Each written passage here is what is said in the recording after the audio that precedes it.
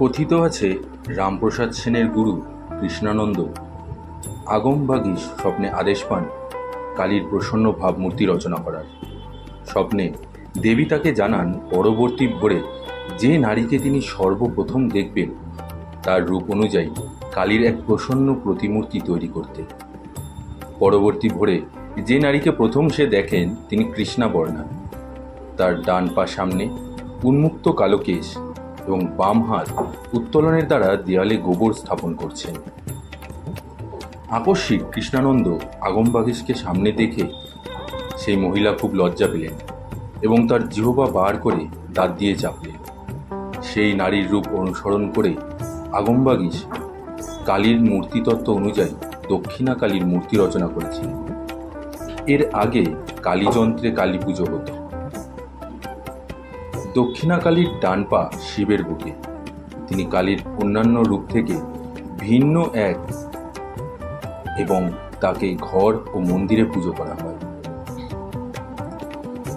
দক্ষিণা কালী করাল বদনা, ঘোড়া মুক্ত কেশী, চতুর্ভুজা এবং মুন্ড মালা বিভূষিতা। তার বাম করযুগলে সদ্য ছিন্ন নরমুণ্ড ও খড়গ, দক্ষিণ করযুগলে বর ও অভয় মুদ্রা। তার গাত্রবর্ণ গভীর নীল, আকাশ এবং নীল সমুদ্রের ন্যায়। তিনি দিগম্বরী।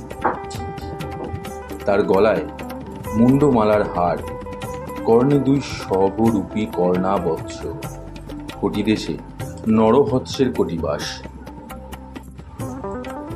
তিনি মহাভীমা, হাস্যযুক্তা এবং মুহুর্মুহু রক্তপানকারিণী।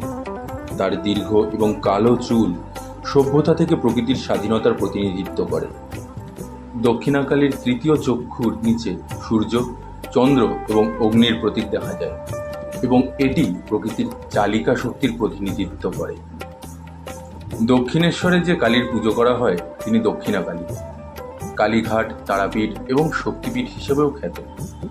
এখানে যে কালীর পুজো হয় মূলত তারাই দক্ষিণা কালী হিসেবেই পুজো হন। কালী পুজোর আগে আমরা রাস্তায় দুরকম কালী মূর্তি দেখতে পাই। একজনের গাত্রবর্ণ কালো ও অন্যজনের তুতু।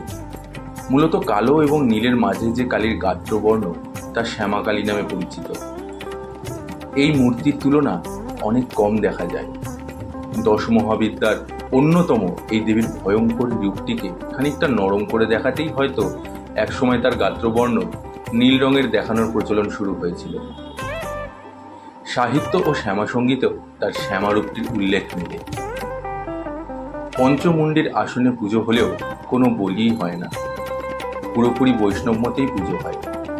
এই কালীকে ঘরের মেয়ে হিসেবেও পুজো করা হয়।